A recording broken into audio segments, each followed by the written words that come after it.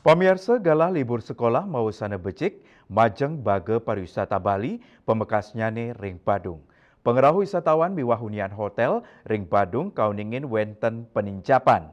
Sani kecinayang ring agengnya nih okupansi hotel kantos pitung dase kantos ulung dase persen, nincap 50% saking sedurungnya nih.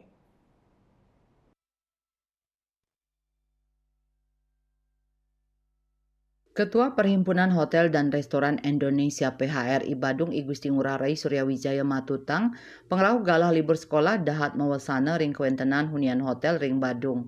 Nanging tingkat hunian hotel ring Badung mabina-binayan anutin wewidangan nyane. Sekadi ring Badung sisi kelod nincap kantos 100%.